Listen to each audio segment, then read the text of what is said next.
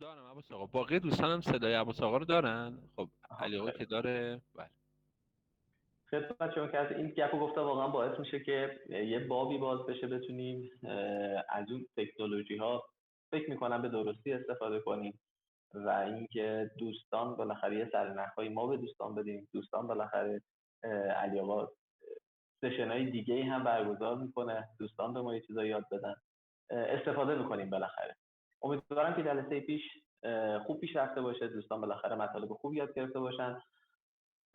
شروع میکنیم انشالله. با توجه به صحبتایی که جلسه پیش داشتیم و فیدبک های دوستان که گرفتیم، این جلسه رو یکم متفاوت شروع خواهیم کرد.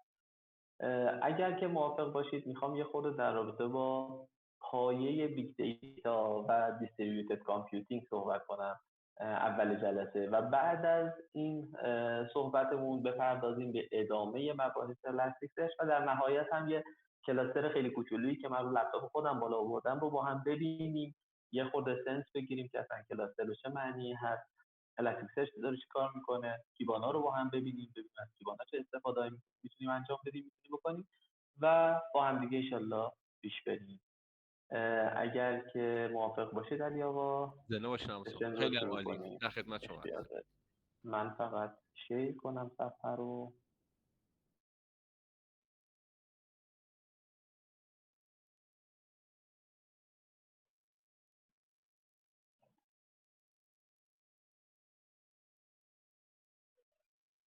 انجام میبینید صفحه من رو؟ بله بله بله کاملا. خیلی خب، همونجور که گفتم میخوایم در رابطه با بیگ دیتا و دیستریبیوتد کامپیوتینگ، معماری توزیع شده، یه صحبتی بکنیم. ببینیم که این که میگیم بیگ دیتا، تکنولوژی های بیگ دیتا مثل الاستیکسش به چه معنیه، به چه دردمون میخوره، اصلا از کجا به وجود اومد و چه پایه هایی داره برای اینکه بتونیم باهاش کار کنیم. خب، همونجور که احتمالا دوستان مفهوم بیگ دیتا رو زیاد شنیدن، لغت بیگ دیتا رو زیاد شنیدن، مفهومش هم احتمالا خیلی از دوستان باهاش آشنا هست. ما زمانی که یک دیتا ست های پیچیده بزرگی داشته باشیم که هم از لحاظ حجم، هم از لحاظ نرخ رشد و هم از لحاظ تنوع داده‌ای بزرگ باشند رو اصطلاحاً بهش میگیم بیگ دیتا. زمانی که نتونیم توی ساختارهای گذشته، ساختارهایی که اگه یادتون باشه توی کدنویسی خیلی راحت فکر می‌کردیم، دیتایی رو آنالیز می‌کردیم، دیتایی رو ریپورت می‌دادیم، همون داده ها رو نتونیم با اون ساختارهای قدیمی کار رو ببریم جلو، عموماً بهش میگن که دوچار یک سری داده هایی شدیم به عنوان بیگ دیتا، که در حال حاضر در دنیا اصطلاحا فکر میکنم آخرین گزارشی که من میخوندم نوشته بود 70 تا 80% داده های دنیا روی حوزه بیگ دیتا داره میچرخه، آنالیزشون، ذخیره سازیشون و حالا همینجوری بریم. زمانی که مفهوم بیگ دیتا به وجود اومد، قبل از مفهوم بیگ دیتا معماری توزیع شده مطرح شده بود و یک اصطلاحی به اسم اصطلاح 3V مطرح شده بود، 3 که اینجا میایم در موردش صحبت میکنیم و تعریفش میکنیم. معماری یا تئوری 3V یا اصطلاحاً 3 که بعداً گسترش پیدا کرد 5V، 7V. الان من اخیراً شنیدم که یکی از و یک دوستان بی. میگفت آره 31V هم یکی از دوستان داشت صحبت کرد، با علیه داشتیم جلسه بودیم، بر من خودم جذاب بود. ولی خب اصل و پایه بیگ دیتا رو همین 3 میچرخه که اولین و مهمترینش والیوم هست. یه زمانی که دیتای ما حجم خیلی بالایی خواهد داشت، به اندازه 1 ترابایت، چند پتابایت، چند اگزابایت حتی دیتا داریم، قطعا اون دیتای بیگ دیتایی هست و با ساختارهای قدیمی اصلا نمیتونیم باهاش برخورد کنیم و با ساختارهای جدید و دیستریبیوتد کامپیوتینگ باید محاسبات بکنیم. دومین ویمون ولوسیتی هست که سرعت نرخ رشد داده هاست. همینجوری که میدونید پلتفرم های مثل اینستاگرام، پلتفرم های مثل ایکس، پلتفرم های مثل تلگرام، نرخ رشد داده هاشون به شدت زیاده و این نرخ رشد رو تنها به کمک بیگ دیتا میتونیم هندل کنیم، چه ذخیره سازی، چه آنالیز و چه استفاده کردن ازش. و آخرین تی هم وریتی هست، به معنای تنوع داده ها. همینجور که میدونید توی شبکه‌های اجتماعی ما انواع و اقسام داده‌ها رو داریم، از متن گرفته، وایس گرفته، فیلم گرفته، عکس‌های متفاوت گرفته و خیلی از ساختارهای دیگه. پس زمانی که این ستاوی رو در کنار هم نگه می‌داریم و یک اصطلاحاً دیتا ست ما این ستاوی رو در خودش قبول میکنه، یعنی ما این ستاوی رو در کنار هم در یک دیتا ست میبینیم، به اصطلاح میگیم که حوزه بیگ دیتا داریم کار میکنیم و توی اون حوزه دادهمون میتونه تعریف بشه. یه زمانی ما اومدیم گفتیم که بیگ دیتا به عنوان داده های خیلی بزرگ باشه. خب همونش که یه خوردم در موردش صحبت کردم، به چه معنی بیگ دیتا باشه؟ یه دیتای خیلی زیاده ولی من معنی و مفهومش رو نمیفهمم باز هم. ببینید اگه یادتون باشه مثلا میخوایم یه دیتایی رو خیلی مثال ساده بزنیم، یه SQLی رو میخوایم یک select استار فرام یه چیزی انجام بدیم روی SQL و دیتا رو بکشیم و استفاده کنیم. فکر کنید من چند پتابایت داده دارم.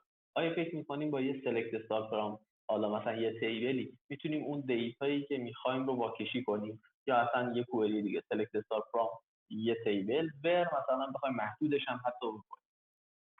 اگر واقعا تو ساختارهای قدیمی با چند پتابایت بتونیم این دیتا رو واکشی کنیم، خب که واقعا ایمپاسیبله، یعنی واقعا غیر ممکنه که چنین کاری بتونیم انجام بدیم. اصطلاحا باید با معماری جدید و بیگ دیتا این کار رو انجام که حالا اینجا اومدیم توضیح دادیم. من گفتم اسلایدها رو خدمت علی آقا میدم، توضیح اگه تو اسلایدها میبینید به خاطر این نوشتم که دوستان بعدا میخوان استفاده کنن بتونن استفاده کنن. ما توی بیگ دیتا بچه‌ها کلا داده از منظر تعریفی 3 تا تعریف توی علم کامپیوتر یا کامپیوتر ساینس مطرح میشه. یکی داده‌های استراکچرد هست، یکی داده‌های سمی استراکچرد هست و یکی هم داده‌های آن استراکچرد هست. ما داده‌هایی رو که در موردش داریم صحبت میکنیم هر 3 تا تایپ داده هست، یعنی اگر هر 3 تا تایپ داده رو داشته باشیم و بیگ باشه، خیلی اون 3 تا بی رو داشته باشه، بهش میگیم چی بچه‌ها؟ میگیم بیگ دیتا.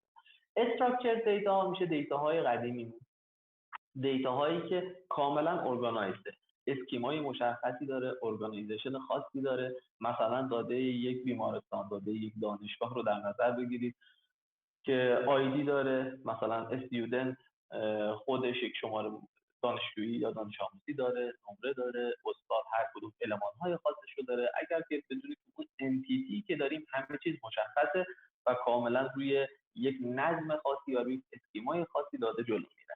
به این حالت داده هامون میگیم داده های استراکچر. حالا ذهنتون رو باز کنید، هر داده ای رو که من بدونم اون داده تو چه وضعیتی قرار داره و راحت بتونم ارگانایزش کنم، دسته‌بندیش کنم، بگم که این فیلد 1، این فیلد 2، این فیلد 3، بهش میگیم داده‌های استراکچر به ساختاری.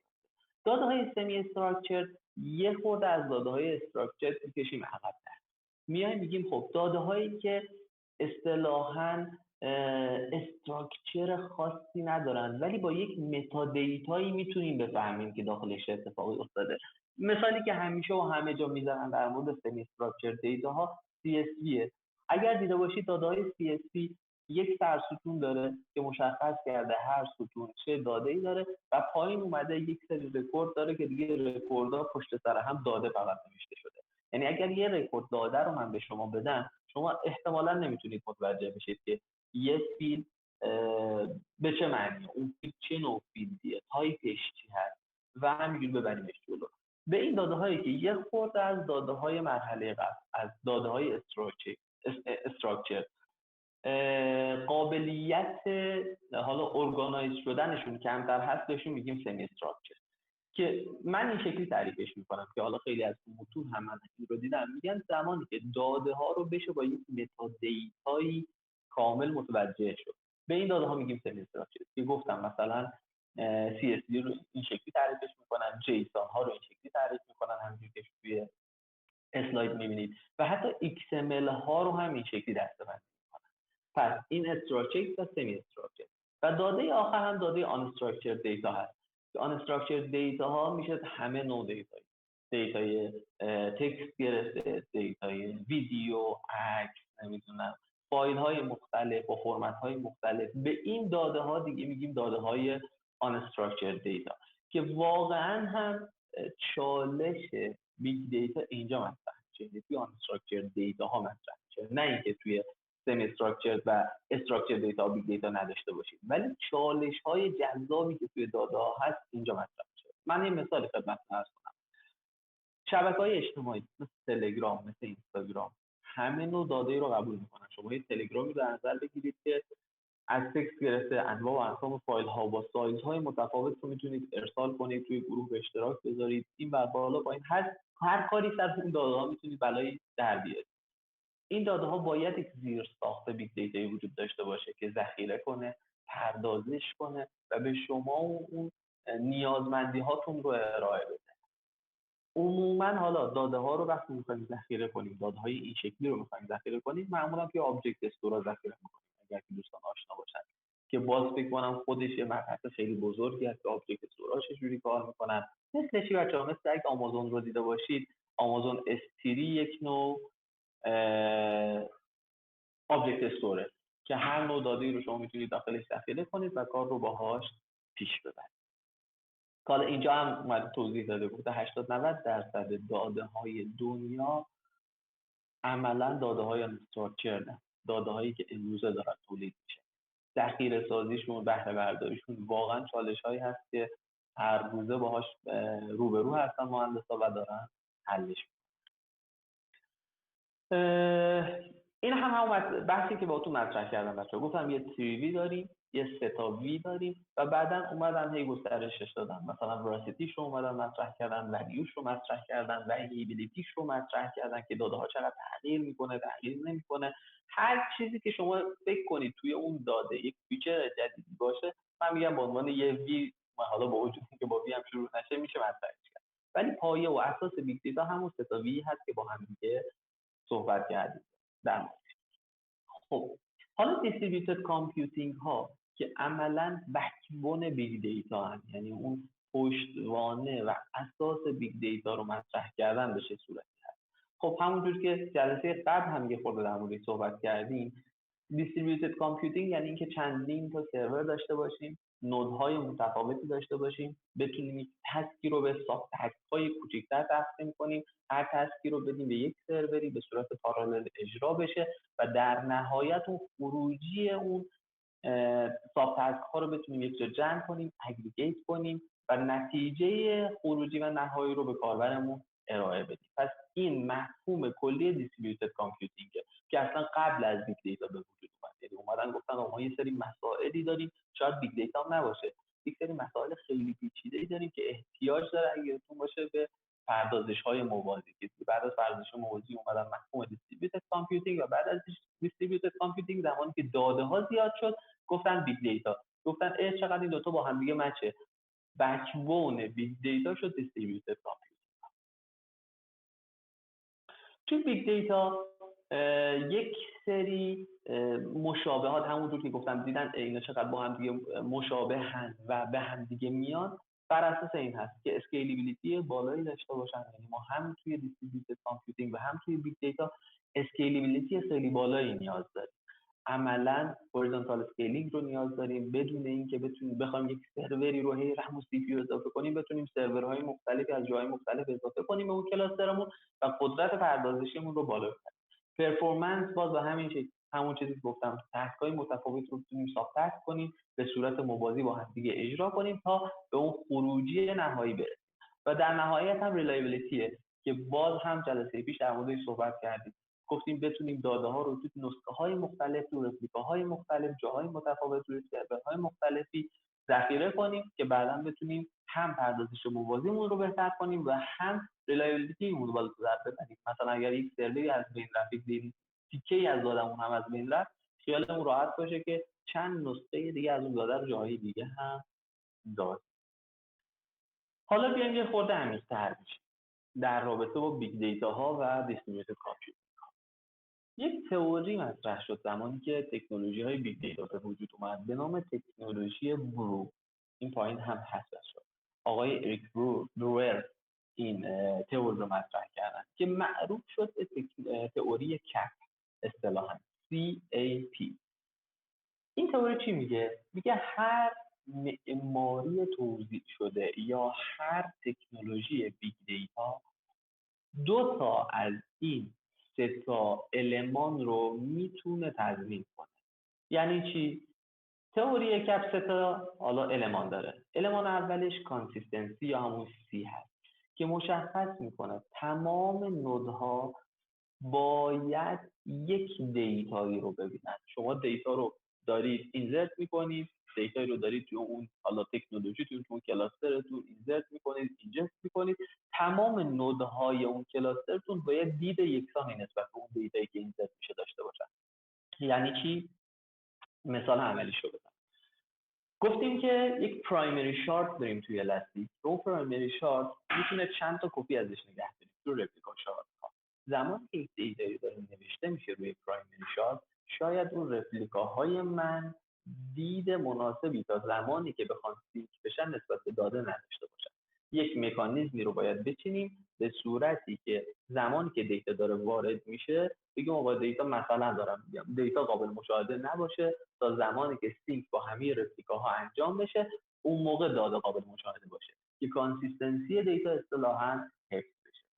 حالت دوم یا المان دوم المان اویلیبیلیتی توی تئوری کپ که میگه تمام ریکوست ها باید جواب مشخصی داشته باشن.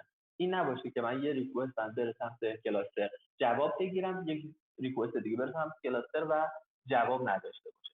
به این هم میگیم اویلیبیلیتی که حالا با فیچرهای متفاوتی میان اویلیبیلیتی رو هم فراهم.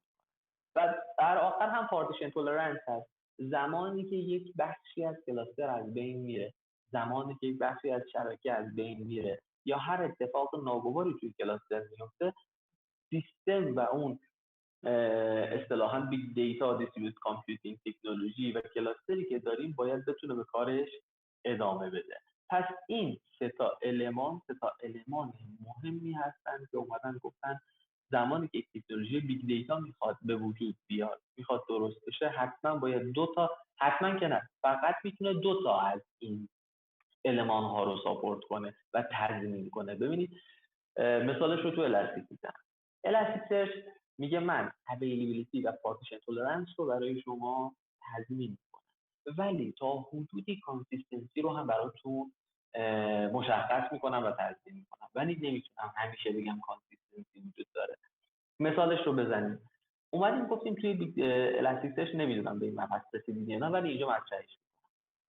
توی الاستیک سرچ چیزی وجود داره به نام رفرش اینتروال که اتفاقا ما فکر می‌کنم 10 دقیقه پیش باهاش برخورد کردیم توی پروژه خودمون و داشتیم با دوستانم در موردش صحبت می‌کردیم. زمانی که داده ها رو دارید ایندکس می‌کنید داخل الاستیک سرچ و می‌خواید داده‌تون قابل سرچ باشه، یک المان و یک فیچری وجود داره به نام رفرش اینتروال. رفرش اینتروال به میلی ثانیه یا ثانیه است. مشخص میکنه از زمانی که داده وارد کلاستر الاستیک سرچ شما میشه چند ثانیه، مثلا میگم چند ثانیه طول بکشه تا اون دیتا ایندکس بشه کامل و قابل جستجو باشه. این عدد رو دست شماست، یه چیز دلخواه دیفالت داره ولی شما میتونید اون رو کم و زیاد کنید. به چه دردی میخوره؟ زمانی که رفرش اینتروال شما خیلی کوچیک باشه، مثلا شما این رو میذارید روی مثلا نمیدونم 1 ثانیه، برای مثال میگم مثلا 1 ثانیه خیلی کم. زمانی که میذارید روی 1 ثانیه به شدت ریسورس اون کلاستر درگیر میشه. برای چی؟ برای اینکه بتونه اون کانسیستنسی شما رو حفظ کنه. به شدت کار میکنه، دیتا رو سریع بخواد سینک کنه، از این ور بفرسته نمیدونم روی نودای دیگه، شبکه رو درگیر میکنه. بنابراین مموری، سی پی یو و شبکه شما به شدت درگیر میشه.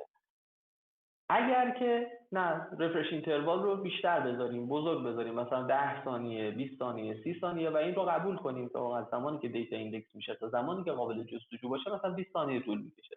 این باعث میشه که اون ریسورس های شما کمتر درگیر بشه، بنابراین پرفورمنس کلاستر شما در لحظه دیگه افت پیدا نمیکنه. به خاطر همین هست پس ما میگیم کانسیستنسی تو الاستیک سرچ میتونه دیتا کانسیستنت نباشه ولی دلخواه هست. میتونیم به صورت حالا یک عددی با هم دیگه ستش کنیم و تنظیمش کنیم که تو چه استیتی قرار بگیره. بنابراین توی الاستیک سرچ A و P تضمین شده هست و C هم تا حدودی تضمین شده هست. معمولا این شکلی توی بیگ دیتا مطرح میکنن، میگن این دوتا المان تضمین میشه و اون یکی المان تا حدودی میتونه تضمین شده باشه. این 7 از تئوری کف خیلی مهمه، چون خیلی جاها مطرح میکنن و در موردش صحبت نه جستا یه سوال، جا یه دو تا خواهش. سوال. یعنی من میتونم تو این ضلع مثلث ممکنه حتی یه مدل مثلا داکیومنتی A و C داشته باشم و یا حتی یه مدل داکیومنتی اون طرف مثلا C و P داشته باشم. یعنی در نهایت داستان بعد یه چیزی این وسط من دو ضلع و بیشتر نخواهم داشت. بله دقیقا همینه. اگه زیاد باشه مثلا ما تو امنیت یه تریدافی داریم که میگیم درسته. هیچ امنیت 100% نیست. شما آها. باید حتما یه چیزی رو فدا کنی تا یه چیز دیگری رو به دست بیاری. توی تئوری کف هم دقیقا همینو میگه یکی از این المان ها رو بالاخره شما باید یه جا فدا کنی تا بتونی اون دو تا دیگر رو تضمین کنی. این به خاطر نحوه، اصلا میگم به خاطر اون مبنا و کانسپت دیستریبیوتد کامپیوتینگ ها. این نیست که مثلا بگی نه من هر سه تاش رو هم میتونم مثلا تضمین کنم و یک دیستریبیوتد کامپیوتینگ دارم. نه، به خاطر ماهیت اون دیستریبیوتد کامپیوتینگ نمیشه هر سه تاش رو با هم دیگه تضمین. آها. و اصلا جستا این سوالی که ریلیشنال هم میتونم بگم مثلا اینو داره، مثلا بگم آقا حتما کانسنسیتی داره و اویلیبله. توی ریلیشنال دیتابیس ها مثلا علی جان، آره.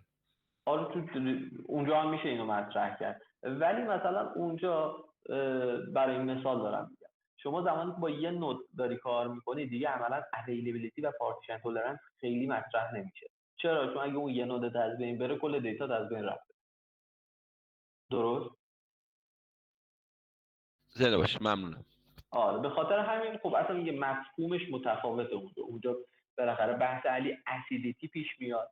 اسید رو ریلیشنال دیتابیس ها ساپورت میکنن که اینجا ما تو بیگ دیتا معمولا نداریم اصلا اسید رو، به خاطر میگم اون ماهیتی که داره. ولی اینجا توی بحث بیگ دیتایی و دیستریبیوتد کامپیوتینگ ها یک تئوری کفی وجود داره که به این صورتی که توضیح دادم میتونه تضمین کننده باشه. ممنونم. این هم زنده باش. خواهش میکنم. مبحث بعدی، بیایم بگیم خب حالا مفهوم دیستریبیوتد کامپیوتینگ رو متوجه شدیم و مفهوم بیگ دیتا رو هم متوجه شدیم. حالا بیایم در مورد این صحبت کنیم که چند نوع و چند تایپ دیتابیس های بیگ دیتایی توی فرمت های مختلف داریم. 4 تایپ مختلف هست. یکی داکیومنت بیس هست، یعنی توی حوزه بیگ دیتا یه سری داکیومنت اورینتد دیتابیس ها داریم که الاسیکسرچ هم جزشونه، مونگو دی بی هم جزشونه، کوچ بیس هم به نوعی جزءشونه که حالا کوچ بیس یه خورده متفاوت هست ساختارن، چون هم داکیومنت بیس ها رو ساپورت میکنه و هم کی ولیو رو ساپورت میکنه. توی داکیومنت اورینتد ها مشخصه از اسمش، ما یک داکیومنتی رو به اون تکنولوژیمون میدیم تا برامون ذخیره کنه که حالا تمام اون سوی رو برامون ساپورت میکنه و دو تا از این المان های تئوری کف ها هم برامون ساپورت میکنه. پس تایپ اولمون داکیومنت اورینتد دیتابیس ها هستن. تایپ دوممون کی ولیو دیتابیس ها هستن که مشخصه اصلیشون چیه بچه‌ها؟ سادگی و سرعتشون. مثل مهمترینش ردیف هست که اگه دوستان دیده باشن میتونن یک کلاستر ردیف کلاستر کنن، عموما برای کش استفاده میشه چون سرعت خیلی بالایی داره و به صورت کی ولیو هست، یک کلید یک ولیو. من همینجوری می‌نویسم میارم پایین به خاطر اینکه دسترسی به این کلیدها معمولا دسترسی خیلی سریع هست. میتونم خیلی راحت اونا رو کلاستر کنم و ازشون استفاده کنم. معمولا یه حالا الگوریتم‌های هش استفاده می‌کنن، الگوریتم‌های متفاوتی استفاده می‌کنن که بتونن این رو ساپورت کنن که ردیس، آمازون داینامو دی بی و ریاکت هم جز این دست از دیتابیس‌های بیگ دیتا. تایپ بعدی تایپ وایت کالم استورها هستن که هندلینگ مسیو اسکیل دارن. یکی از مهمترین بخش ها و دیتابیس های بیگ دیتا همین وایت کالم دیتابیس ها هستن که مهمترین ها این چی از آپاچی کاساندرا هست، اچ بیس هست و حالا تایپ های دیگه که واقعا میتونن چند پتابایت دیتا رو به راحتی برای شما ذخیره کنن، استور کنن و بازیابی کنن. شما میتونید مپ ریدیوس های متفاوتی روشون داشته باشید، الگوریتم های متفاوتی روشون اجرا کنید. به چه صورت این رو فراهم میکنن؟ همونجور که از اسمش مشخصه بچه‌ها، واید کالم هست. یعنی چی؟ یعنی داده شما میتونه فیلدهای متفاوتی داشته باشه و میتونه تعداد فیلدهای متفاوتی داشته باشه. یه دیتابیس ریلیشنال رو در نظر بگیرید، مثلا MySQL، اوراکل یا هر چیز دیگه‌ای. من اگه 10 تا فیلد داشته باشم، 20 تا فیلد داشته باشم و فقط 2 تا از اون فیلدها رو استفاده کنم، بقیه فیلدها هم مجبورن نال یا خالی باشن. عملا داره اون استوریج رو از من میگیره، حالا با یه نرخ کم. ولی توی وایت کالوم استورها این اتفاق نمیفته. همون 2 تا فیلدی که پر شده فقط ذخیره میشه و همون 2 تا فقط استفاده میشه برای حتی دیسک و حالا برای بقیه ریسورس‌های سیستم. بنابراین با استفاده از این توضیح کوچیکی که به شما دادم و با استفاده از اون المان‌های بیگ دیتا، تیوی و حالا تئوری کم، میان جوری طراحی میکنن که بتونن واقعا حجم‌های بسیار بالایی از دیتابیس‌ها رو، داده ها رو ذخیره کنن. ما تجربه‌ای که داشتیم فکر می‌کنم یک کلاستر اچ بیس داشتیم، روزی تقریبا نزدیک به 10 میلیارد رکورد توی اون کلاستر ذخیره میشد و دیتا رو فکر می‌کنم برای 10 سال یا 15 سال نگه داشته بودیم و واقعا زیر 1 ثانیه هر ریکوستی رو که به ما می‌زدن میتونستیم جواب بدیم. میگم این دیگه واقعا هنر و تجربه کاریه که شما با بیگ دیتا دارید. میتونید یک کلاستر بهینه، این دیگه برمیگرده به همون بچه جلسه قبلی که توضیح دادم، بتونید درست کانفیگ کنید، بتونید درست دیتا مدل بچینید، همه اینا رو کنار هم میذارید، یک کلاستر خیلی خوب بالا میارید که میتونه به راحتی سالهای سال جواب شما رو توی حوزه داده هایی که دارید روش کار میکنید. و در نهایت هم گراف دیتابیس ها هستن بچه‌ها. گراف دیتابیس هم که اصلا واقعا مشخصه توی دنیایی که الان داریم زندگی میکنیم، دنیای ارتباطات هست. این که بتونیم توی یک شبکه اجتماعی، برای مثال فکر کنم لینکدین داره از همین استفاده میکنه.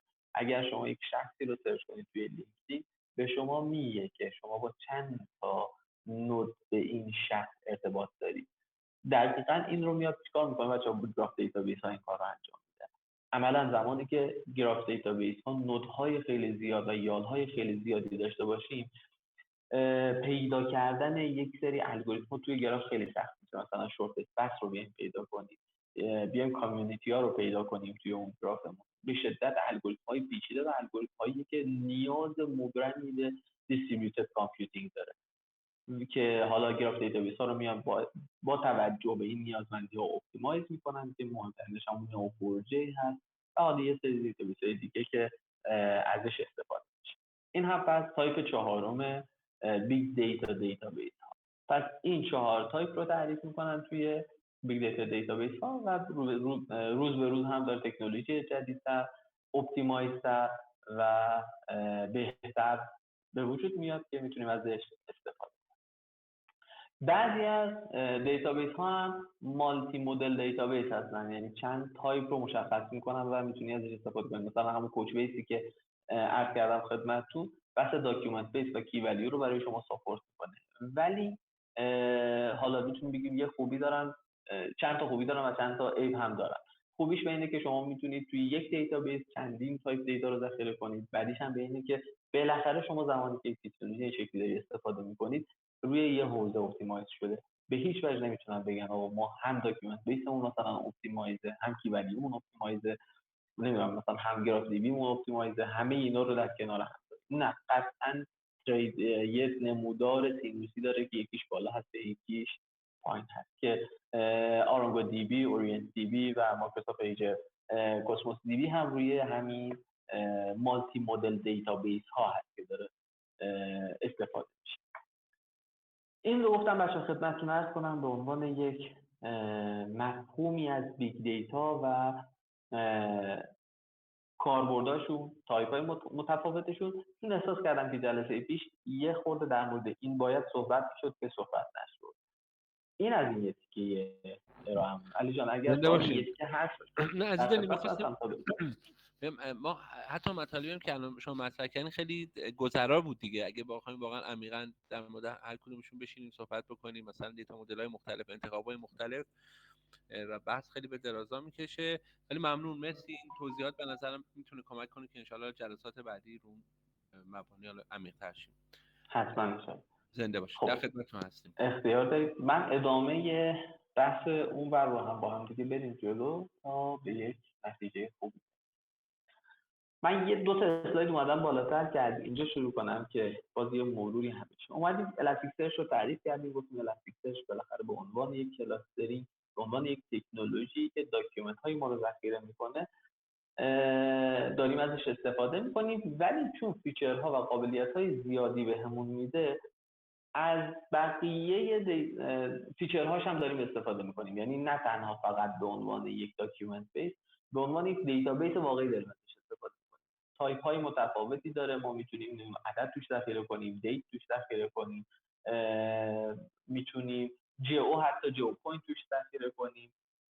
چون این فیچرها رو بهمون میده، خیلی اومدن دارن ازش استفاده میکنن، ولی گفتیم یک عیب خیلی بزرگی داره. اگر نتونیم کلاسترمون رو خوب کانفیگ کنیم، کلاسترمون رو درست منیج کنیم، باعث افت پرفورمنسمون میشه که خیلی اوقات میگم میندازیم گردن تکنولوژی، میگیم آقا الاستیکسش نتونست جواب بده، در صورتی که خودمون درست کانفیگ نکردیم، خودمون درست کوئریمون رو ننوشتیم و درست استفاده نکردیم. به اینجا رسیدیم. حالا خیلی از اون بحثا رو مطرح کردیم، اومدیم جلو تا رسیدیم به یک بحثی به عنوان اینکه خب دیتایی که وارد الاستیک سرچ میشه چه شکلی آنالیز میشه، چه شکلی ذخیره میشه و به چه صورتی است که من میتونم روی المان‌های مختلف فول تکست سرچ یا سرچ داشته باشم. گفتیم یک مفهومی داریم به نام تکست آنالایزی. آنالایزرهای متفاوتی توی الاستیک سرچ وجود داره که به ما کمک میکنه تا بتونیم بر اساس نیازمندی هایی که داریم تکستمون رو ایندکس کنیم.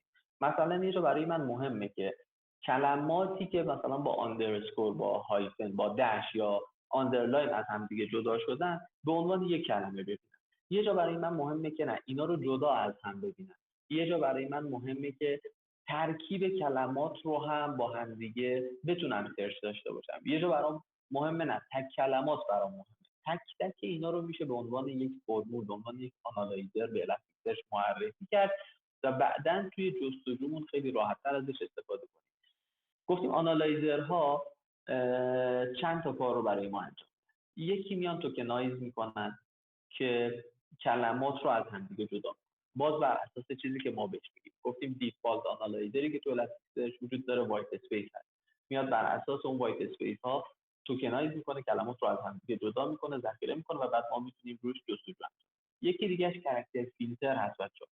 کاراکتر فیلتر گفتیم مثلا اگر که کلمه عربی و فارسی داشته باشیم، حروفش با هم متفاوت باشه، میتونیم این حروف رو یکسان کنیم. برای مثال یا همه رو عربی ذخیره کنیم یا همه رو فارسی ذخیره کنیم. اگر اعداد فارسی وجود داشته باشه، میتونیم اعداد رو به صورت انگلیسی ذخیره کنیم.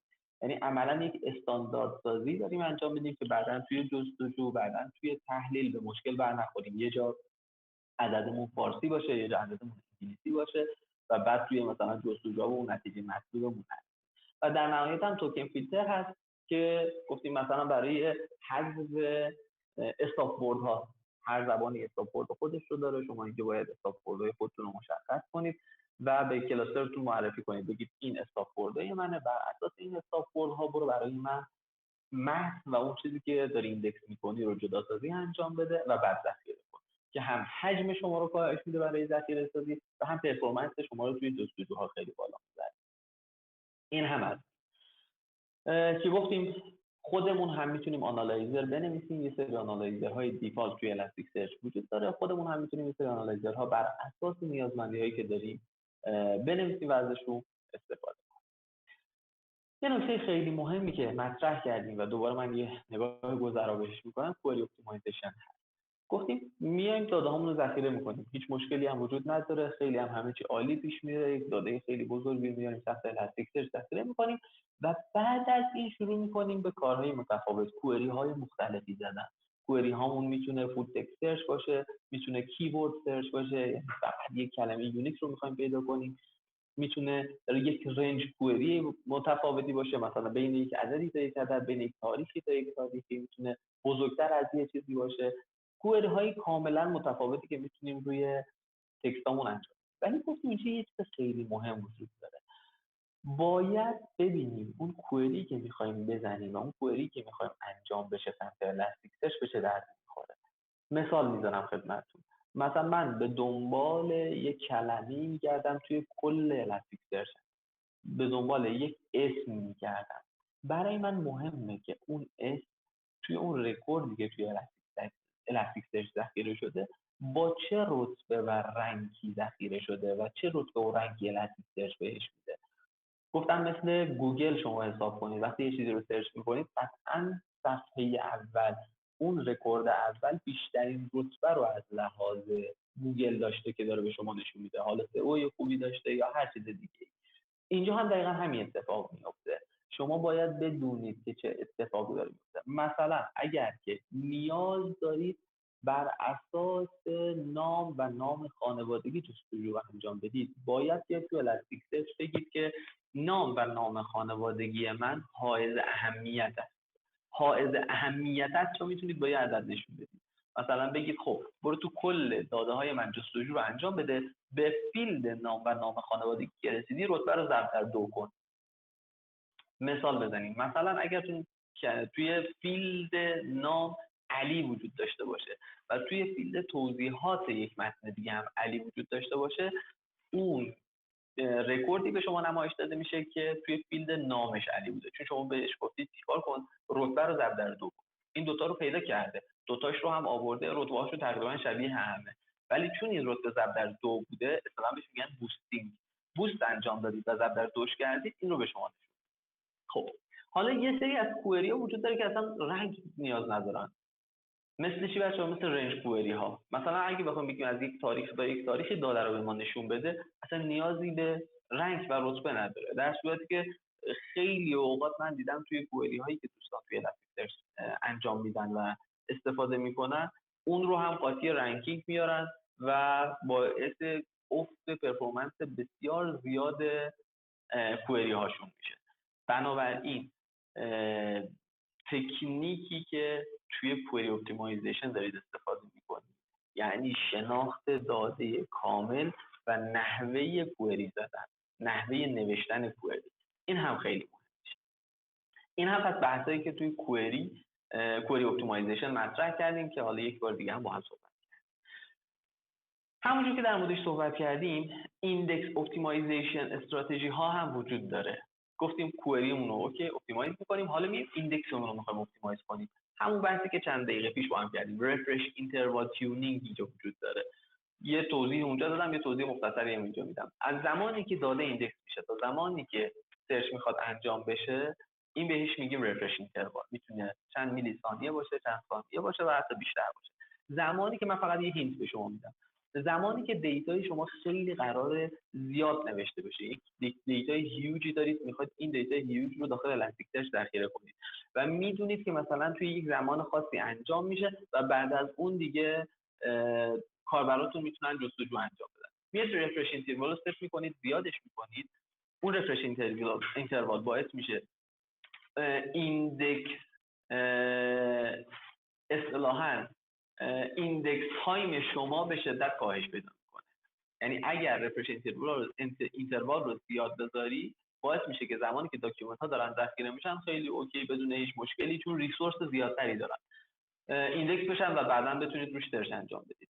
خب اینجست شما زیاد شد، اینجست شما انجام شد، داده های شما ایندکس شدن، حالا نیاز به جستجو دارید. میدونید که از این به بعد دیتایی که قرار اینجست بشه خیلی کم هست، میاد ریفرش اینتروال رو کم میکنید.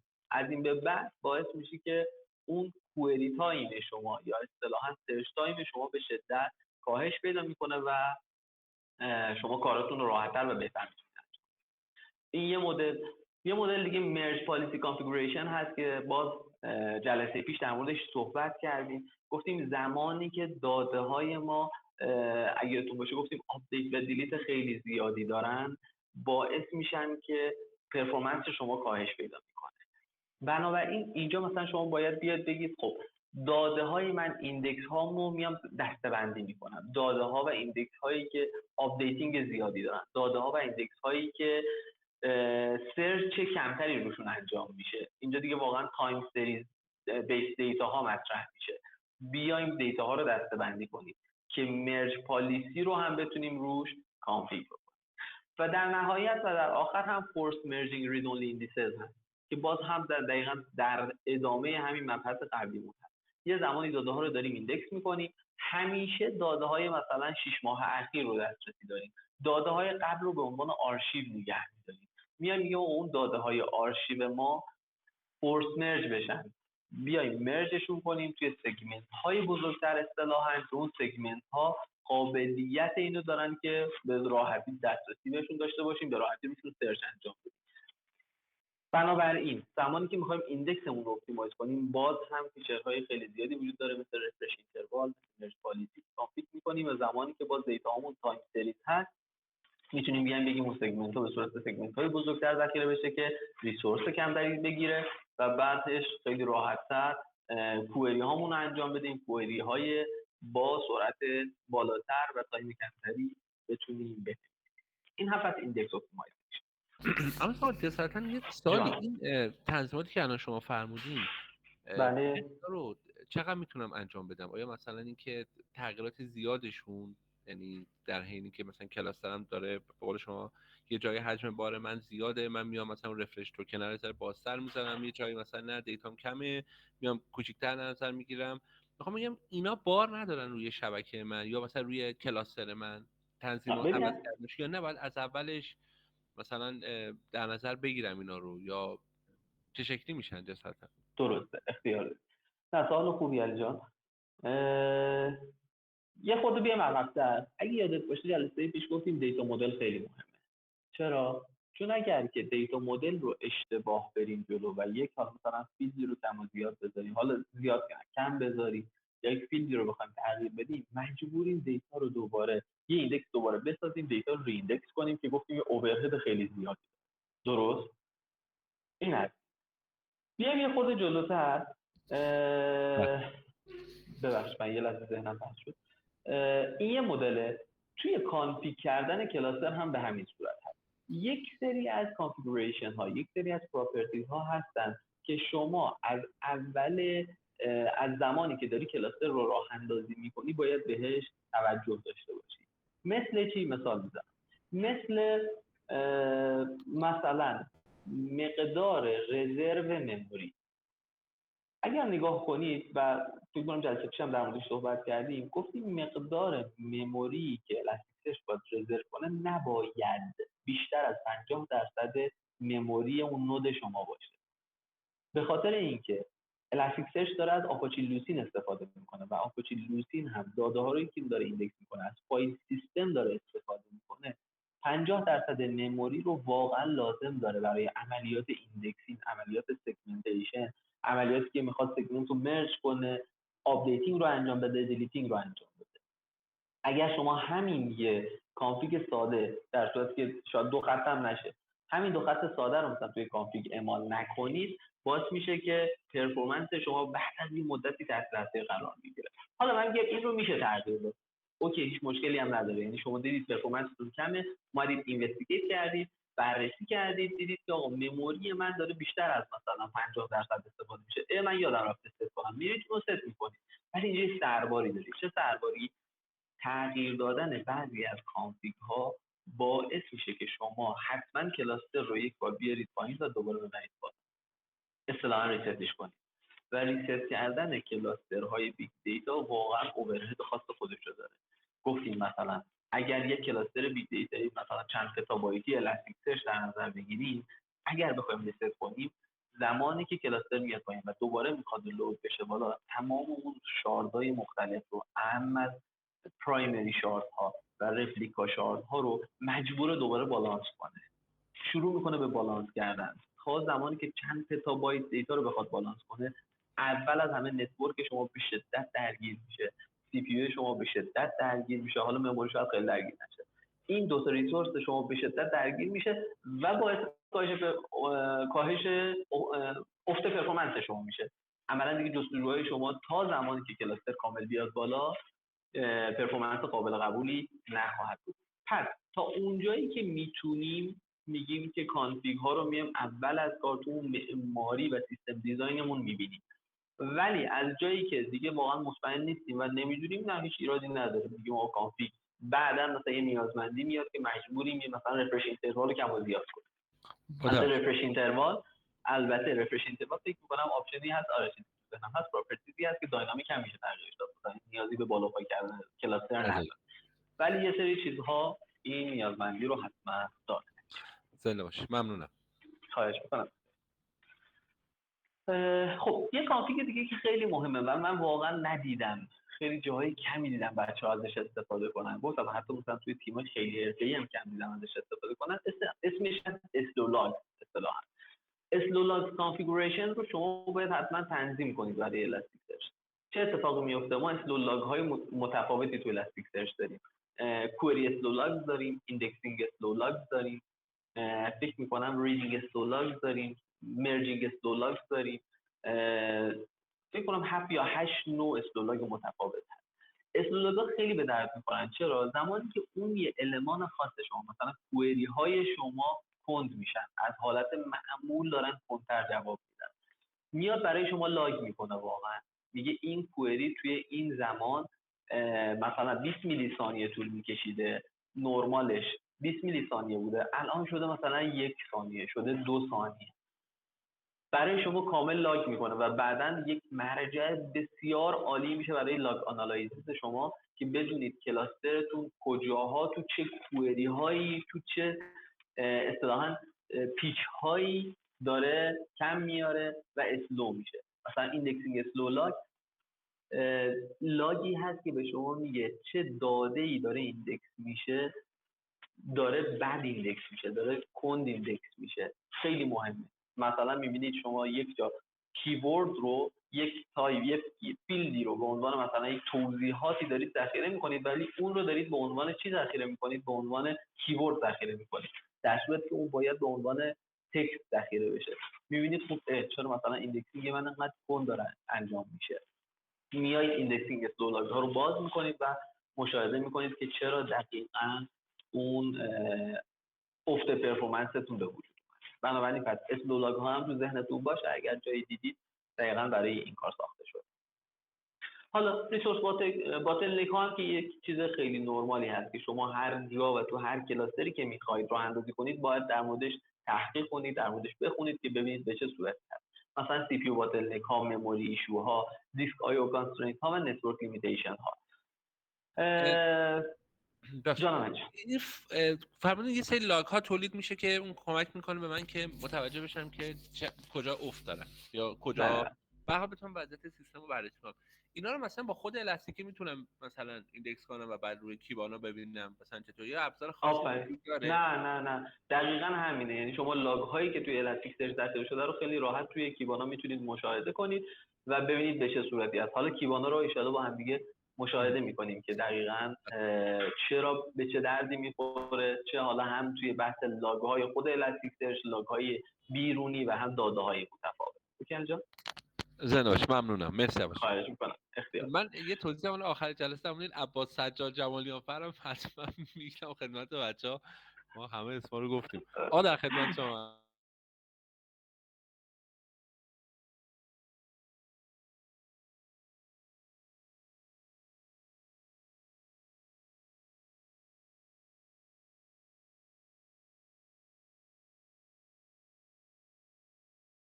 چی رو باید کجا مثلا تو مموری ایشوها ما توی گاربیج کالکتور های جاوا یه گاربیج کالکتور داریم به نام جیپرس جی سی که به شدت بهینه است برای الاستیک سرچ، ولی به صورت دیفالت حتی فکر کنم تو ورژن 8 به صورت دیفالت هست، ولی تو ورژن مثلا 7 و قبل از اون به صورت دیفالت ست نشده. اگر اینو ست کنید باعث میشه اون تایم گاربیج کالکشن شما به شدت کاهش پیدا میکنه و میبینید یه پرفورمنس خیلی خوبی به کلاستر شما میده. یا توی دیسک ها بیایم مثلا کلاسترها داده هامون رو به چند دسته تقسیم کنیم، داده هایی که بیشتر بهشون رجوع میشه، بیشتر دارن توی سرچمون استفاده میشن، بیاریمشون روی SSD. داده هایی که کمتر استفاده میشه ببریمشون روی حالا مثلا داده های هاردی نمیدونم 10K یا 15K مون و همینجور که میریم پایینتر داده ها رو روی دیسک های کنتر و اصطلاحاً ارزان‌تر ذخیره کنیم. پس حواسمون حتما باید به ریسورس هامون زمان طراحی هم باشه که بتونیم کلاستر بهینه تری ستاپ کنیم. اصطلاحاً یه مثال حالا مثلا واقعی ببینیم. یه زمانی مثلا شما دارید یک سرچی رو انجام میدید و میبینید دقیقا همون بحث اینجا استولاگ هست، میبینید که یک فرایندی، یک جستجویی همیشه 200 میلی ثانیه انجام می شده، ولی الان داره 2 ثانیه طول میکشه. توی بازه‌های زمانی خاصی داره 2 ثانیه طول میکشه. میاد نگاه میکنید میبینید اون اسلولاگ شما اصطلاحاً اگه اسلولاگ رو ببینید این دقیقا اینجاش خیلی مهمه. اگه اسلولاگ رو فعال نکرده باشید عملا شما میگید خب هر کاری میکنم نمیتونم متوجه بشم که چه چیزی باعث کاهش و پرفورمنس من میشه، افت پرفورمنس من میشه. ولی اگه اسلولاگ رو اینجا فعال کرده باشید، اینجا اسلولاگ میاد میگه آقا یه اگریگیشن کوئری دارید که به شدت کنده، این یه دونه کوئری شما هست که داره 2 ثانیه طول میکشه. خب باید چه کاری انجام بدید؟ بعد میریم واقعا بررسی دقیق‌تر انجام بدیم، میریم اون کوئری اگریگیشن رو عملا پیدا میکنیم. اگریگیشن کوئری ها بچه چی هست؟ اگریگیشن کوئری ها کوئری هستن که به صورت آماری دارن برای ما یه چیزی رو محاسبه میکنن. برای مثال یه سامی رو میخوان روی فیلدی انجام بدن، یا میخوان مثلا یک گروپایی رو انجام بدن برای ما، یا میخوان نمیدونم یک مینیمم ماکسیمم برای ما محاسبه کنن. اینا بهشون میگن اگریگیشن کوئری ها.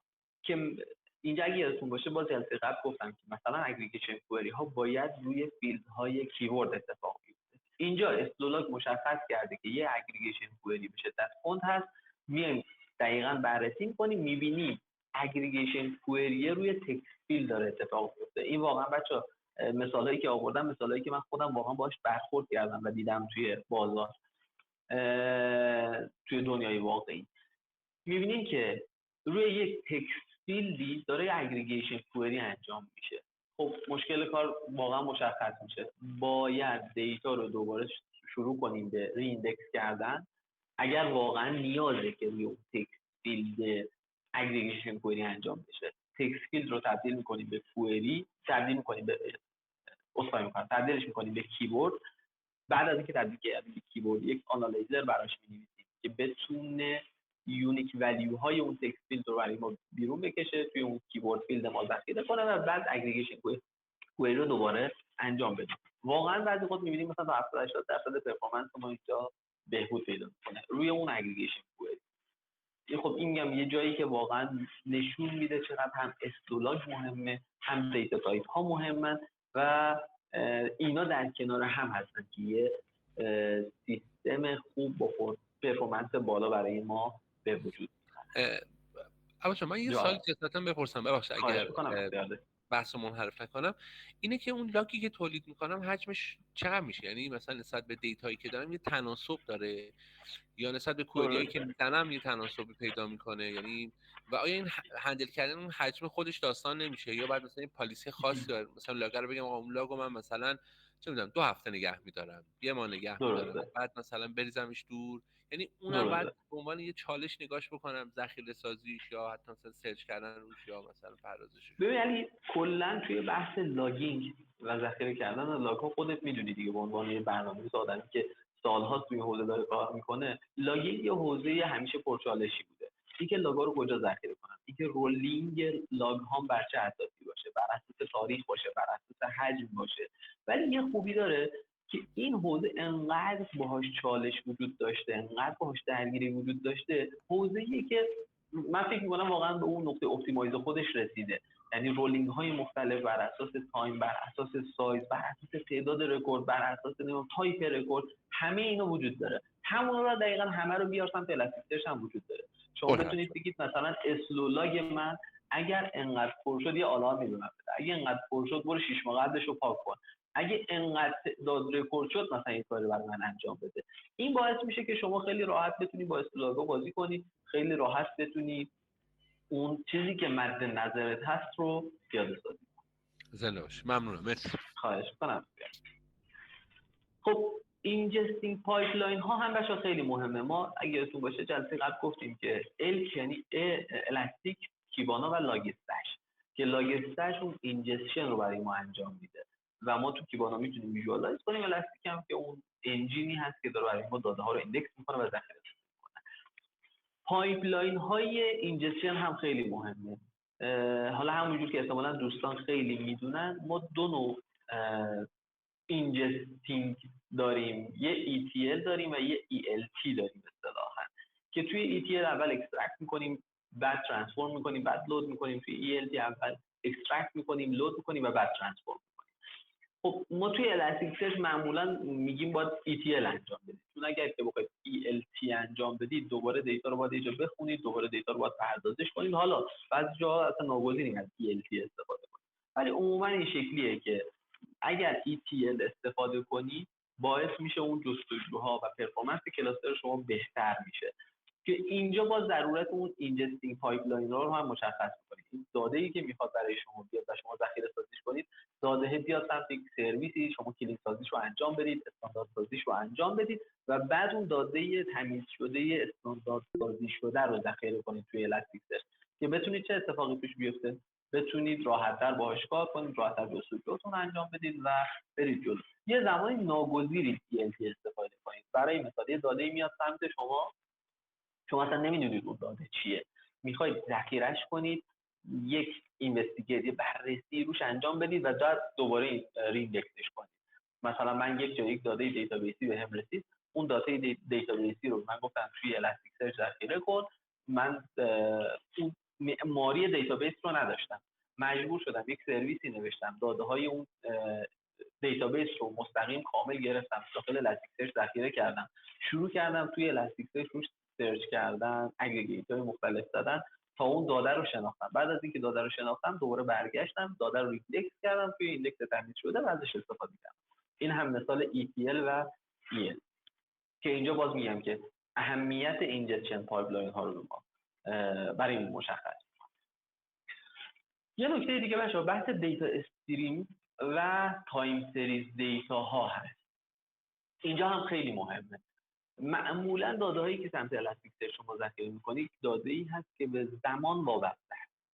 مثلا داده لاگ‌های مختلف، لاگی که داره میاد یک زمان مشخصی داره و حساسیت هم معمولا روی لاگ‌ها توی یک بازه زمانی خاصی است. مثلا همیشه میگن 6 ماه قبل رو من بتونم روش سرچ خیلی سریعی انجام بدم. باز همونجوری که توضیح دادم این شما میتونید این رو توی الستیکسرچ با استفاده از پالیسی های مختلفی تنظیم کنید که بتونه مثلا روی دیتابیس ها توی استوریج های متفاوت با سرعت های متفاوت، پرفورمنس های متفاوت ذخیره بشه. همچنین ایندکس هاتون رو هم میتونید مدیریت کنید. چیزی وجود داره توی الستیکسرچ به نام ایندکس لایف سایکل منیجمنت ILM که خیلی به شما کمک میکنه زمانی که داده خیلی زیادی دارید، زمانی که تایم سریز دیتا دارید بتونید مدیریت کنید. مثلا شما میگید که هر روز بیا برای من یک ایندکس جدید بساز آقای الستیکسرچ و داده هام رو توی ایندکس جدید ذخیره کن.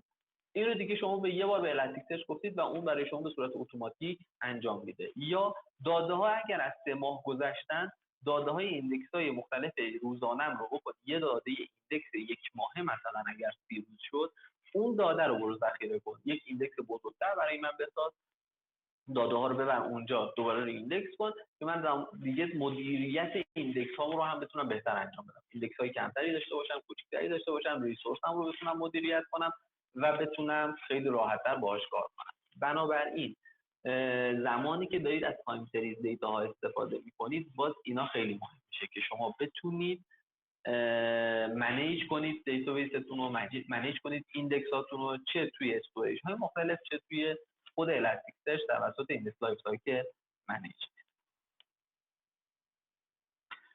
توی الستیکسرچ بچه‌ها یه پینلس اسکریپتینگ هم وجود داره. پینلس اسکریپتینگ لنگویج مختص الستیکسرچ هست که توی الستیکسرچ وجود داره. چه کاری برای شما انجام میده؟ ببینید طراحی شده برای سکیوریتی و پرفورمنس. برای مثال شما یک کاری رو، یک فانکشنی رو میخواید روی ایندکستون اعمال کنید هر دفعه و این باعث کاهش و پرفورمنس شما میشه. میایید از قبل یک اسکریپت روی الستیکسرچ ذخیره کنید و میگید هر داده‌ای و هر دیتایی که داره ایندکس میشه این فانکشن رو هم روش اعمال کن. اون داده برای شما توسط اون اسکریپت اجرا میشه، خروجی اون اسکریپت به نوعی ذخیره میشه. شما اصل دیتا رو میتونید ذخیره کنید، همچنین میتونید خروجی اون اسکریپت رو، خروجی اون حالا میگن که پینلس اسکریپت رو هم ذخیره کنید به عنوان یک فیلد مجزا، به عنوان چند فیلد مجزا که این باعث افزایش پرفورمنس شما میشه. فکر کنید شما زمانی که میخواید جستجو انجام بدید دیگه نیازی نیست برید یه سری محاسبه انجام بدید، یه چیزی رو به دست بیارید. عقب انجام شده، عقب محاسبه شده، ذخیره شده، و شما فقط اون کوئری های خودتون رو اجرا میکنید روی اون حالا داده ذخیره شده. پس این رو هم تو ذهنتون باشه که یک پینلس اسکریپتینگ لنگویج توی الاستیک سرچ وجود داره که شما میتونید یک سری اسکریپت از قبل تعریف کنید. تو اون اسکریپت میتونید مثلا کامپوننت بیس جلو برید، چند تا کامپوننت کنید، هر کامپوننت یک کار رو یک فانکشنی رو برای شما انجام بده. بوستینگ میتونید توش باز انجام بدید. خیلی کارو با این پینلس اسکریپتینگ میتونید انجام بدید که واقعا چیز جذابی است. باز این رو هم خیلی از کسایی که با الاستیک سرچ کار میکنن متاسفانه باهاش آشنا نیستن و ازش استفاده نمیکنن. خب یه سری هم ماشین لرنینگ کپابیلیتیز داره الاستیک سرچ که به صورت دیفالت امبد شده داخلش. یه سری بیلتین الگوریتم ها داره برای پیدا کردن آنومالی دیتکشن ها، برای فورکست کردن، برای اوتلایر دیتکشن ها. شما هم میتونید خودتون از طریق این فیچر الاستیک سرچ باز الگوریتم های مختلفی رو پیاده سازی کنید و به الاستیک سرچ معرفی کنید اون کار رو برای شما انجام بده. ولی حالا چیزی که من به صورت کلی روی الاستیک سرچ دیدم و اون تجربه‌ای که خودم داشتم روی الاستیک سرچ توی باز حوزه ML و ماشین لرنینگ دیتابیس های دیگه و کارهای دیگه خیلی بهتر انجام میشه تا توی الاستیک سرچ. ولی باز الاستیک سرچ میگه من توی این حوزه‌ام قوی‌ام و میتونم کار انجام بدم و واقعا هم به شما خروجی میده. ولی اون پرفورمنسی که من میگم توی حالا جاهای دیگه دیدم رو توی الاستیک سرچ تو حوزه ML ندیدم. خب همون که CI/CD بچه‌ها توی نرم افزار خیلی مهمه. من میگم توی حوزه الاستیک سرچ و اصلا این شکلی میگم دیوآپس هم خیلی مهمه. من اینو واقعا توی یه شرکت دیدم، اونم شرکت آمریکایی بود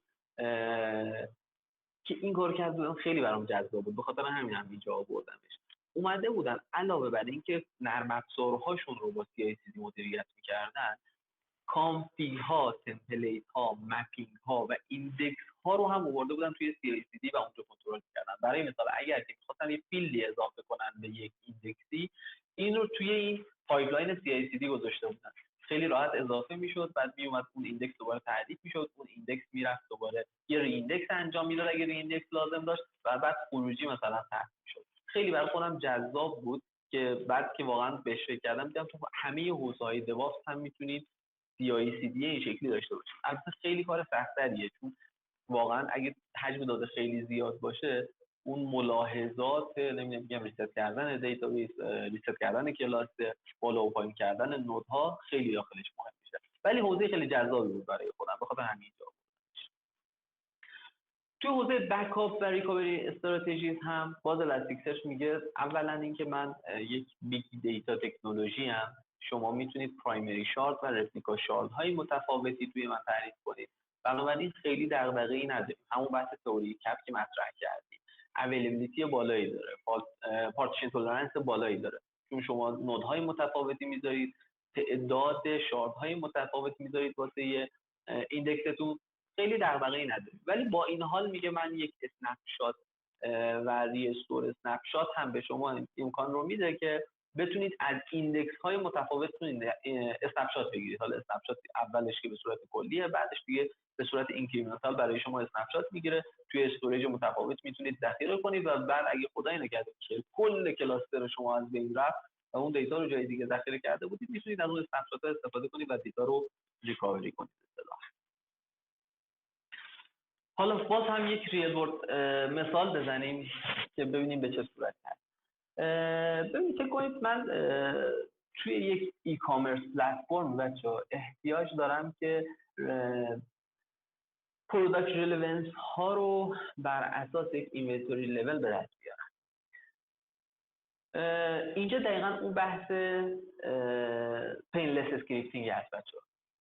من اگر بخوام توی یک واقعاً ای کامرس پلتفرم خیلی بزرگ به ازای هر کوئری که انجام میشه برم ساجستشن ها رو پیدا کنم و ساجستشن ها رو بر اساس رنگی که دارم جستجو میکنم، اون عبارتی که دارم جستجو میکنم بیام رتبه بندی کنم، کار به شدت سختیه و کار به شدت پرفورمنسی هم هست. باید خیلی اون کوئری شما اپتیمایز باشه، فیلترهای متفاوتی براش بنویسید که بتونین خیلی اون ساجستشن هایی که به شما میده دقیق باشه. نمیدونم تا این تجربه رو داشتید یا نه، توی دیجیکال هم بسترش میکنم الاستیک سرچ باشه. رو باید باشه که دور صحبت کردم. زمانی که یه چیزی رو دارید جستجو میکنید بعضی اوقات ساجستشن های پرتی به شما میده. این دقیقا به خاطر همین قضیه. اگر که بتونید اون اسکریپت خیلی خوبی برای این حوزه بنویسید که بیاد به ازای هر پروداکتی که توی ایندکس توی اون الستیک داره ذخیره میشه یک فیلد اضافه، 2 تا فیلد اضافه بهش اضافه کنه، ساجستشن ها رو به نوعی اونجا ذخیره کنه، توی مرحله بعدی جستجو به شدت راحتی. زمانی که جستجو می‌کنی بر اساس این چیزی که واقعا توی الستیک ذخیره شده و اون فیلدهای مجزایی که ما براش ذخیره کردیم بر اساس بوستینگ های متفاوت خیلی راحت میتونیم چیکار کنیم، ساجستشن های خیلی مرتبط و خیلی خوبی به کار برامون. پس این هم واقعا یه یوز کیسی از اسکریپتینگ و پینلس اسکریپتینگ لنگویج ها. حوزه بعدی لاگ اگریگیشن و آنالیزیس هست که حالا همونجوری که اصلا حالا توی این مدت هم خیلی در موردش صحبت کردیم. من فقط یه توضیح کوچیکی در موردش میدم. همونجوری که علی آقام گفتن لاگ کلا یه حوزه خیلی مهمی هست توی حوزه‌های برنامه‌نویسی، تو حوزه‌های پروگرامینگ، تو حوزه‌های اپلیکیشن های خیلی بزرگ.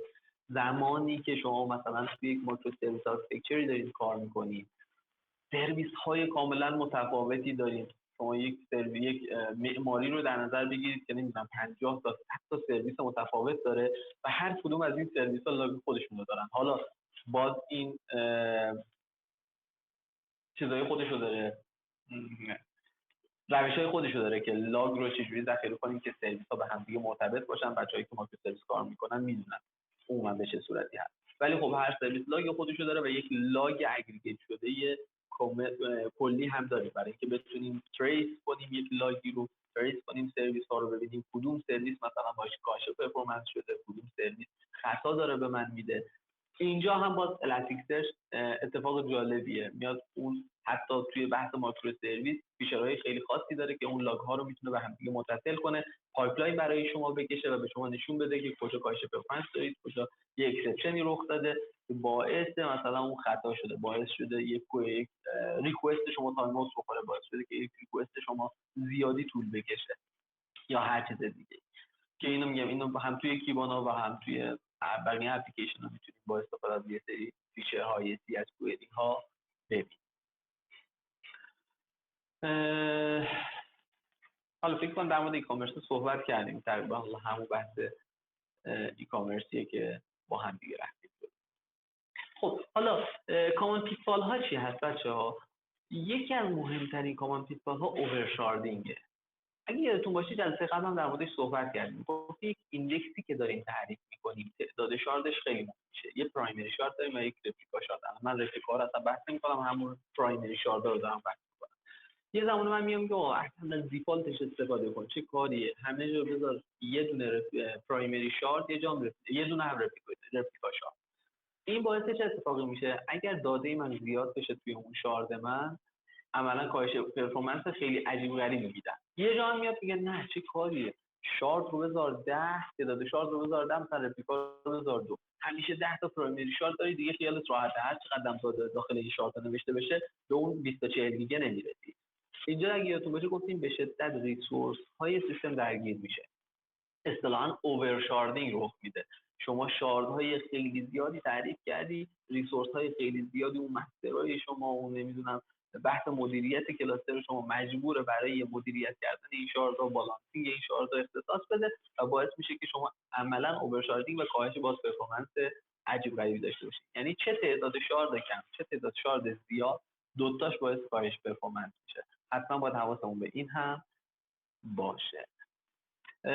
مپینگ هم که اصلا در موردش خیلی صحبت کردیم، ولی خب حالا من اینجا به عنوان کامن پیتفال ها آوردم. مپینگ میس کانفیگوریشن هم این بود که اگر که مثلا مثالش رو هم توی ریل ورلد زدیم، گفتیم اگر یک تکست فیلدی داشته باشیم که بخوایم روش اگریگیشن انجام بدیم، حتما باید بیایم ریندکس کنیم، کیورد کنیم اون تکست فیلدمون رو و بعد دوباره کیورداشو بیایم جدا مجزا حساب کنیم که بتونیم روش اگریگیشن داشته باشیم. مثلا این یه واقعا پیتفالیه که خیلی اوقات توش گیر می‌کنیم. یا بحث داینامیک مپینگ هامون هست که اگر هر ایندکسی رو که می‌خوایم بذاریم، هر داکیومنتی رو می‌خوایم داخل الستیک ذخیره کنیم، با دیفالتش ذخیره کنیم. این باعث چی میشه؟ باعث میشه که تمام فیلدهای ما گفتم یا تکست انتخاب میشن یا کیورد. اگه عدد داشته باشیم دیگه عملا اون اگریگیشن ها و اون اصطلاحاً آمارها تحلیل‌های آماری عددیمون رو دیگه نمیتونیم توش انجام بدیم. پس اینجا باز مطرح کردیم، باز تاکید کردیم که مپینگ خیلی مهم است، یعنی عملا اون دیتا مدل ما به شدت مهم هست. حالا بحث مایگریشن و آپگرید هم که واقعا چالش ها و چالش های خاص خودشو داره. برای مثال از الاستیک سرچ 6 به 7 یه سری چالش های خودشو داشت، از الاستیک سرچ نسخه 7 به نسخه 8 یه سری چیزا دپریکیت شده. این هم همیشه باید حواسمون باشه وقتی یک ورژن میجر جدید میاد بدونیم چه فیچرهایی بهش اضافه شده که بتونیم به راحتی مایگریت کنیم و بعدا هم ازش استفاده کنیم. علی جان این ارائه بحثه. عالی بود، زنده باشین.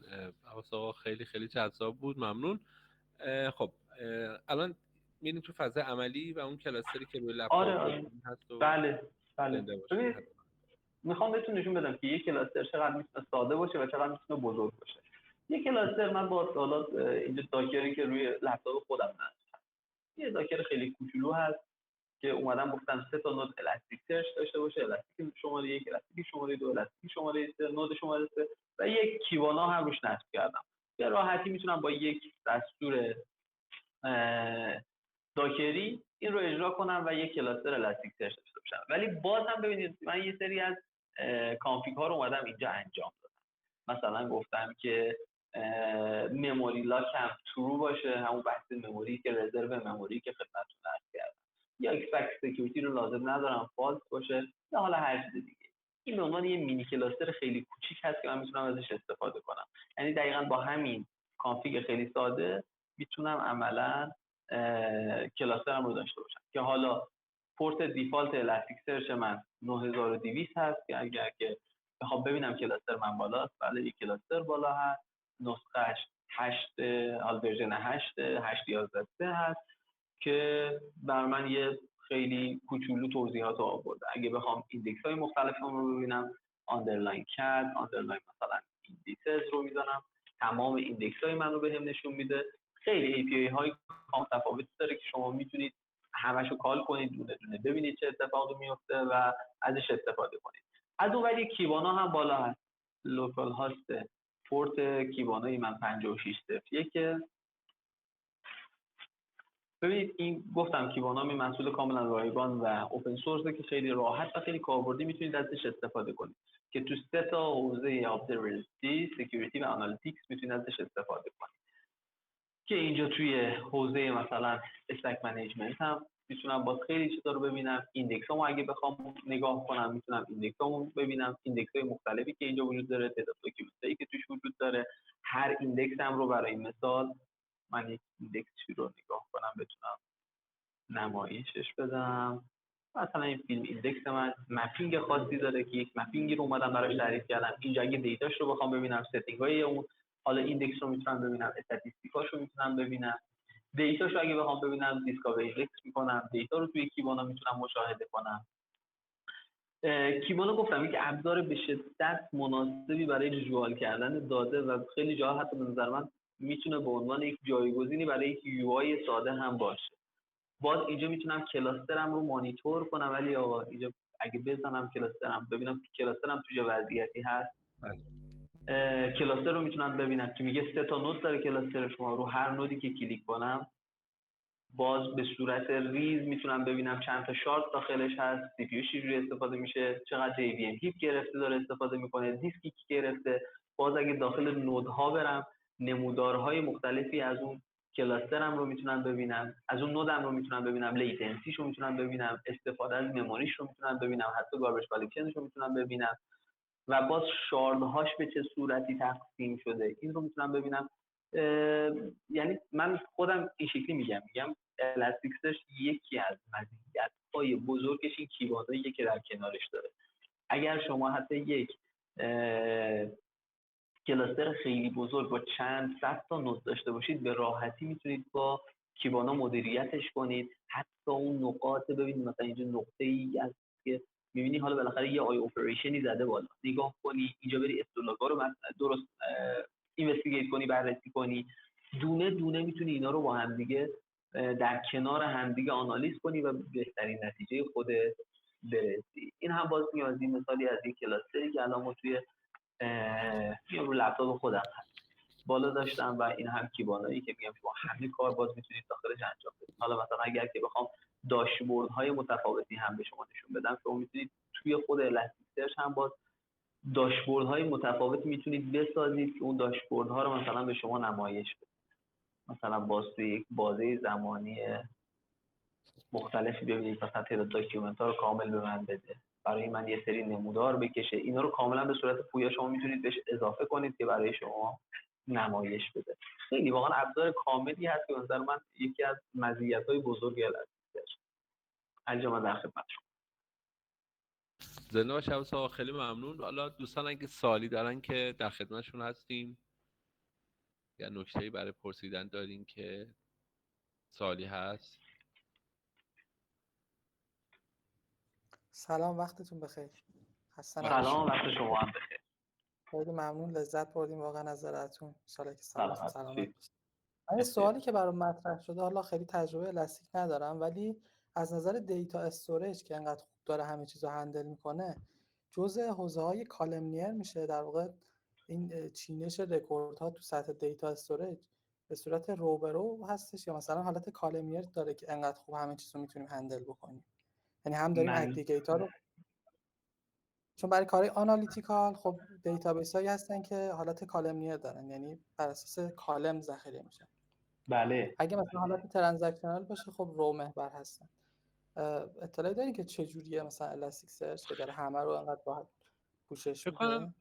عباس آقا منظورشون آقا پوریا اینه که میگه که تو کدوم تایپ از این نوع سیولا قرار میگیره. میگه اگه اینقدر پرفورمنس خوب داره، از نظر من مثلا کالم اورینتد کالم فامیلیه، یعنی این فضا رو داره.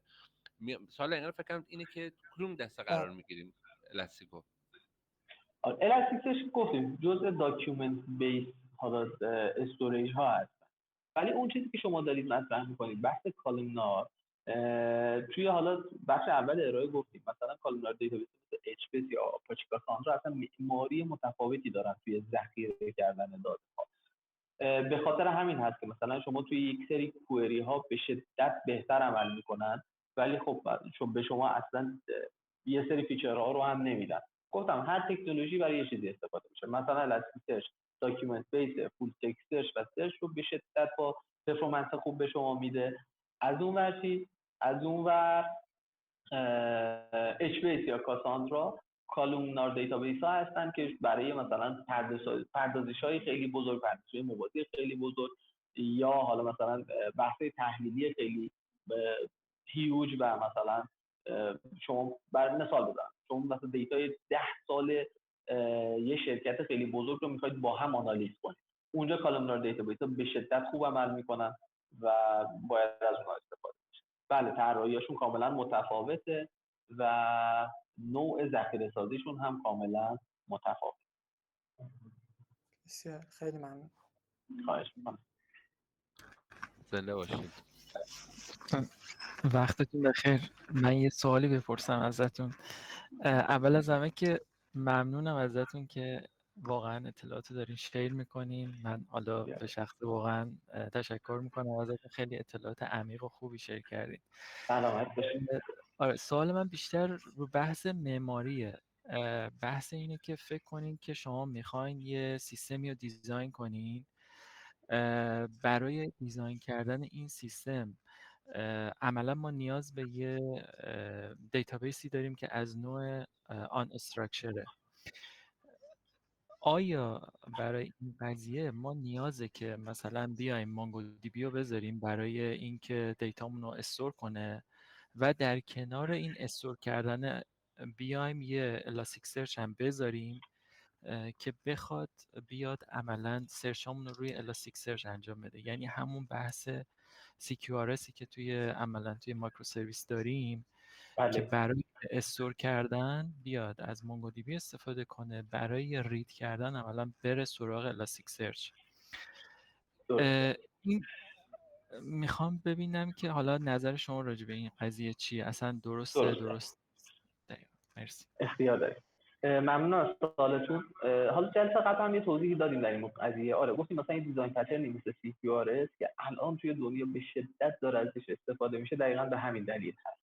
حالا من میگم مونگو و اصلا الاستیک تقریبا توی یک رویه دارن جلو میرن. من میگم مثلا شما این رو اینجوری در نظر بگیرید که کامند و کوئری ها رو وقتی میخواید از هم جدا کنید، کامنداتون توی ریلیشنال دیتابیس ذخیره بشه و کامنداتون کوئریاتون روی مثلا یک بیگ دیتا تکنولوژی. بله اینجا شما قطعا یک جداسازی تو معماری باید انجام بدید، مثلا یک اوراکلی داشته باشید که رایتاتون توی اوراکل انجام بشه، با یک مکانیزمی سینک شدن داده ها رو انجام بدید، داده ها رو از اون اوراکل بخونید توی الاستیک سرچ با هر روشی که میخواید. ببینید شما یک زمانی داده ها رو یه جا ذخیره میکنید، مثلا توی اوراکلی یا اصلا تو همون مونگو ذخیره میکنید، ولی داده ها رو میدونید که یک تعدادی کوئری ثابت روی اون داده ها دارید. بر اساس اون کوئری ها میاد دیتا مدل تعریف میکنید و داده هاتون توی الاستیک سرچ ذخیره میکنید. آره این یک معماری کاملا نرمال و الان فکر میکنم بعضی جاها به نظر من یک معماری دیفالتی هست که داره استفاده میشه.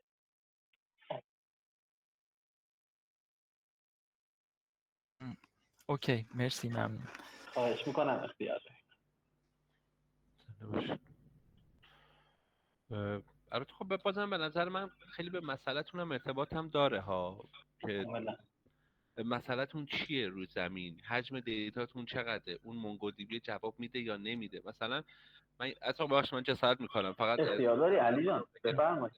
من یادم معماری اون دیتا کاتالوگ دیتا هابو که بررسی می‌کردم مال لینکدین و اینا این شکلی بود که مثلا اسید رو از یه دیتابیس ریلیشنال میگرفتن، ولی مثلا فول تکست سرچ ها رو از الاستیک میگرفتن، گراف رو از نو4j میگرفتن و مثلا فرض کنید که ور هاوس رو برده بودن مثلا فرض کنید رو ساختاره مثلا حدیث و غیره الازالک. یعنی ولی مسئلهشون اونجا یه ذره تفاوت داشت و حالا بر مبنای نیازمندیشون اینجوری مدل کرده بودن. حالا به نظرم بازم اون کانسنت های مسئلهتون خیلی مهمه. یه کانسپت هم تو مقاله گذاشته بود تعریف کرده بود، میگم روی آن باندد متا دیتابیس اگه درست بگم اون این کانسپت رو اونجا معرفی کرده بود و من شاید یه دیتابیس خیلی نرمال رو بتونم بشکنم به اجزای مثلا کوچک متفاوتی و روی هر قسمتی که میخوام زوم شم و اون قسمت رو مثلا قوی ترش کنم. مثلا منظورش این بود میگم من فول تکست سرچ میخوام، شاید دیتابیس ریلیشنال نتونین به من اینو بده، خب من میام اینو اون دیتا رو به قول عباسا با یه مکانیزمی میبرم روی مثلا الاستیک. یا مثلا چه میدونم مثلا من گراف میخوام، ارتباط بین مثلا استام توی فضای دیتا کاتالوگم میخوام برقرار بکنم، اینجا من این گرافی میخواستم که با سرعت بتونم روش کوئری بزنم. نه من نمیتونستم RDB مثل خیلی اینو حساب کتاب بکنم و اینا مثلا میرفتم روی ارزم به حضور شما که نو4j. ولی خب ته داستانش از نظر من خیلی همه چیز به مسئله خیلی ارتباط داره. من در بخواستم همین جواب بدم یه چیز بود، من توی لینکدین گذاشتمش، توی چیزم هست، توی یوتیوب هم هست. ببخشید من امروز جسارت کردم فقط اختیار دارید. ببخشید من پیام من جسارت کردم البته. نه خواهش شما درد نکنه علی جان. اختیار دادی، لطف کردی، استفاده کردید. خسته نباشید، دستتون درد نکنه بچه‌ها. ممنونم. امیدوارم که هر کردید موفق باشید. متشکرم ازتون. دوستان ممنون. من ویدیو رو تو کانال میذارم، توی یوتیوب هم هست تا انشالله جلسه بعدی بتونیم باز هم در خدمت شما باشیم، باز هم با هم دیگه صحبت بکنیم، گپ بزنیم، عملی بریم تو کار و تست بکنیم. ممنونم که تشریف آوردین. روز خوبی داشته باشین. خدا نگهدار. خدا